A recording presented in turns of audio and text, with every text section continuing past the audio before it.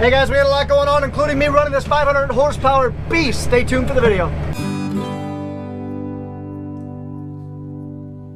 Well, in typical us fashion, it would not be planting season at the Hartung Ranch if we didn't start planting in the dark. We're hopefully going to get going here in the next hour. Go time. Planter fixed, GoPro batteries changed, planter greased. Let's get her going. This is what adjusts our depth. We have a gauge right there. All it is a spring. So we're just turning it 1.5 turns, going a little bit lighter. Another big load for Bun.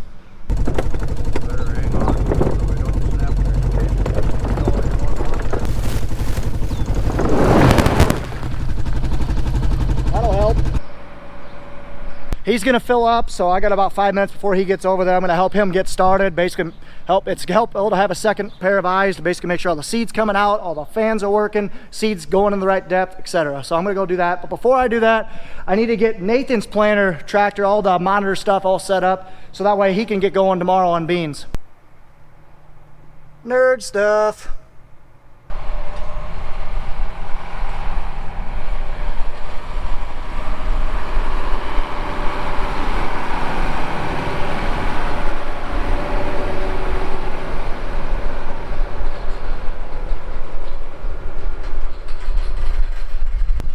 Go time.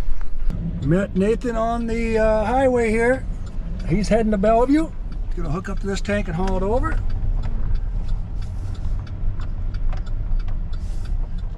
And I am going to head to the Andrew farm to get an empty tank and get one more for Curtis. Hi, number 7. You're a good mom. Here we go. Field conditions are right. This field has worked. Let's get it going. Starting up the fans. How this planter works is it's a vacuum meter. So it's got three fans on there, or vacuums, depending on which way you pull. That one fan that brings seed from the tanks all the way out to the meters, and then split the planter in half. It's got a vacuum for each one. And that's what actually takes the seed, sucks it up to the seed plate, so it singulates it, and then drops it where it needs to. So if I film in the next 10 minutes, that means it's going good. But if I don't, you'll know why it's not going good. So what we gotta do is we gotta prime it. We're gonna turn on the vacuums, then we gotta prime it. So basically it's the same thing as spraying, where I gotta basically get product out to the end of the boom. He's gotta get seed into the meters and spooled up and spit them out on the ground to make sure they all work first. So I haven't heard the vacuum spool up yet, so it means nothing's happened yet. When it does, stuff's gonna kick out there. You can actually hear the seed coming in, getting blown in from on these tubes. I can feel seed filling up these hoppers. Little as I turn it off, the outer vacuums turn on.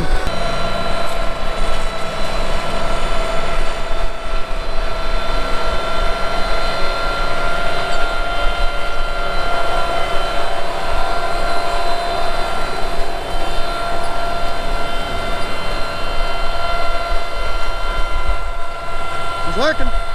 All right, now let's dig a little bit. He hasn't stopped, so it means no alarms yelling at him, so let's do some digging, see how deep he is. In theory, there should be a seed 2 inches deep, 6 inches apart. There's one. There's two. Pretty good on the depth. About 2 knuckles deep. Check another row.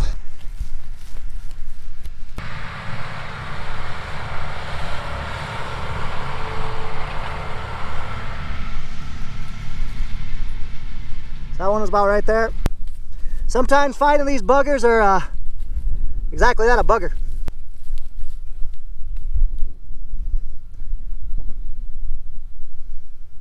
Good spacing, 6 inches, and he's right on depth. He might be a little deep, but I think he's all right. So let's go down there and take a look. This is how he likes his 4-wheel drive tractor when he's planting, so he can really back into corners like this. Makes it handy.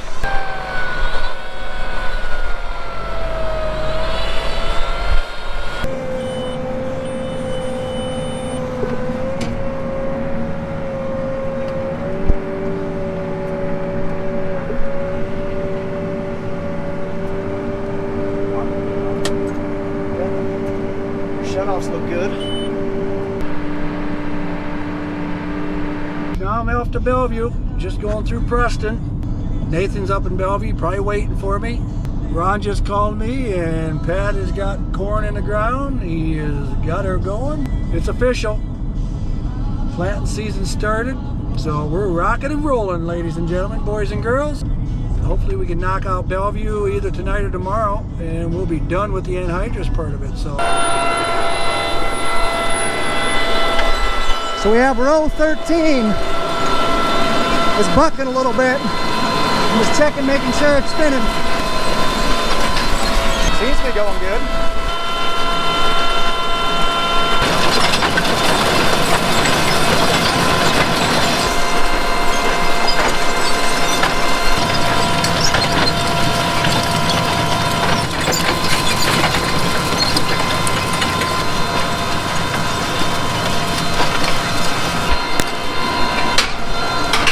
Good enough. So I'm gonna go run and go get the side-by-side.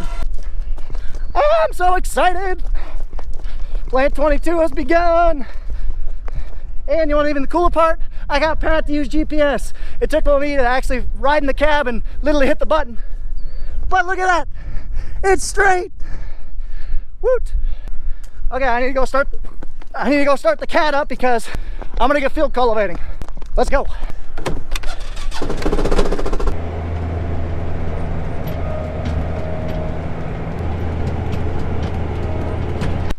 Well, that was fun.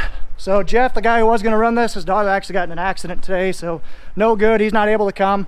So I'm gonna run this thing for a couple hours tonight, see if we can get a lot of stuff done.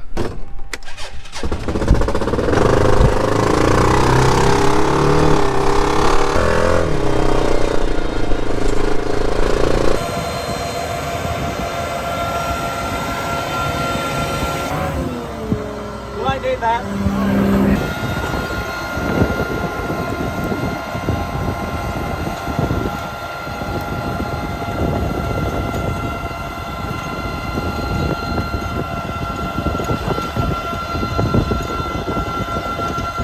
So I'm trying to eat on the run real quick. So no grandma dinner for me. Rhonda brought me spaghetti. Nice. Let's get it going. Neighbor has the same idea as me.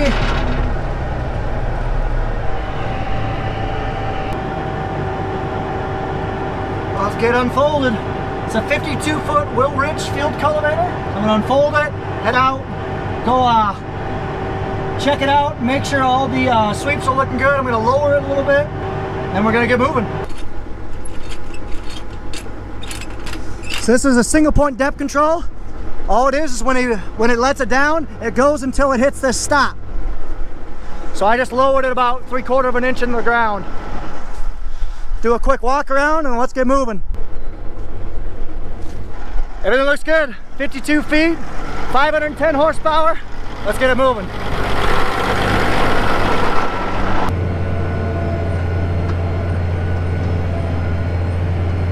All right, let's hop out and take a look at the job we're doing. Let's finish it nicely. Oh yeah, we're good. I just checked my depth. Looks pretty good. It's finishing smooth. Let's keep her going. Neighbors are going in full force just like us. They got their nice Deere 8370, I believe. Working some ground. They got their nice 8270 that they're putting some seed in the ground.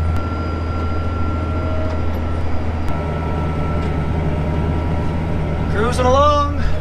So I'm going 7 miles an hour, just taking my time in this chiseled field. If I go much faster, I find that field cultivator bouncing more than not. So I want to keep it level for a nice level seed bed. So 7 miles an hour at 52 feet, that's pretty good. He's got a big old train. He's got a soil finisher and a rolling basket behind it. So we're just rolling along. This thing's burning about 24 gallons an hour, which really isn't that bad considering I'm probably doing, I don't know, 40 acres an hour, something like that. Still rolling about halfway through this field, probably a little over. It's about 10 o'clock or so. See lightning off in the distance, so I really hope we don't get any rain tonight. We're planning on having a big day tomorrow. We'll see. One tillage tractor just left, planter just rolled in. We aren't messing around today, ladies and gentlemen. Jackson County and Clinton County are going hard. And I just got heard that Curtis just finished up in Hydrus, just got back. So we're going down to 1 in Hydrus bar, and hopefully we'll finish up in Hydrus in 1 more day. It's always good to get out and walk around when you're doing some tillage in the dark to see if anything's busted or anything. It's low, chains dragging. It looks good on this side. And that way you can stretch your legs, use the restroom, not fall asleep. Everything's looking pretty good. This is working up really nice. We're gonna be planting this probably tomorrow afternoon. We usually like to work something, give it a couple hours to air out and dry out. Because when you work it, it kind of mixes the moisture in. You know, soil dries from top down, so the top's gonna be dry, but it's wetter the lower you get. So you mix it around, let the top dry out a little bit more so your seeds go in better. All right, everything looks good here. Now to find the restroom. Rolling along, just about done with the short rows, and I got 2 outside rounds, and I'm calling her a night. 11 o'clock. Sorry, Chrislyn, it's definitely late. Very, very late. But it is what it is. It's go time. We're on the board. We got 46 acres of corn in. Got the kinks, the bugs worked out, hopefully. So tomorrow's gonna be a big day, barring any rain. We're gonna get a bunch of spraying done. We're gonna start the beans. We're gonna hammer down on corn and finish in Hydrus. Big day. Cool part about this tractor is it turns on a dime. It turns just like a skid steer, or you know, it's a 2-track, so all it does is it has 2 ground engaging points, and to turn it just slows one down, so it can do a 360 in the same spot if you wanted it to. So it makes it really handy, very maneuverable. It's very good at straight head pulling. Not so good at pulling and turning, but it's still it's a nice tractor. We love it. Now the fun part. I gotta focus and not hit a fence. Really not hit a fence. On the outside rounds. Now the real fun part of going along the trees. See how this goes. That's a neighbor out, planting away. And I made it through without breaking anything that I know of, so that's a plus. Last little bit. Then I'm probably calling it quits for the night. Well, I am calling it quits for the night. It's 11:30. You can kind of see how I'm already going through this work ground. It's not near as dusty. That's because the moisture got brought to the surface. That's how she goes. Last 100 feet.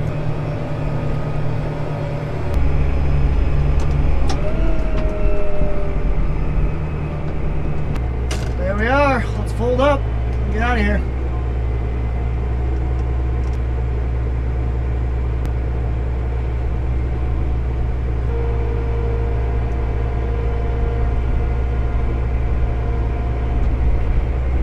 Letting the old gal cool down. I'm just gonna leave it here tonight because cross fingers we're not gonna get any rain tomorrow. We're just gonna go right across the road to keep going. So Pat's gonna come pick me up. But I'm just walking around, gonna do one last look at this thing, see if there's anything we gotta do to it in the morning, which I don't think so. Worked out well. Took me 2.5 hours to do those 80 acres. So, and an actual acres an hour, about 30 to, 30, 33. Well, you can see it's dark. Nathan just pulled in. We're down at the fishing hole. He'll go up the top of the hill tomorrow and get those 2 out.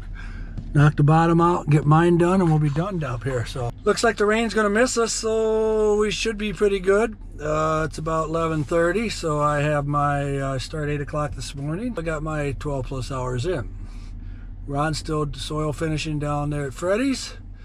Curtis is getting 2 tanks, so I don't have to, so I'm gonna be home before midnight. So that's a good thing.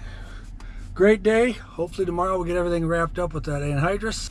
With that being said, you got the Bud Man from from beautiful Jackson County, Iowa, in the dark. Home of Hartung Family Farms. Remember, play nice, be safe, life's too short. All right, it's midnight. I'm tired. Thank you guys so much for watching. Stay tuned for the next one. Good night.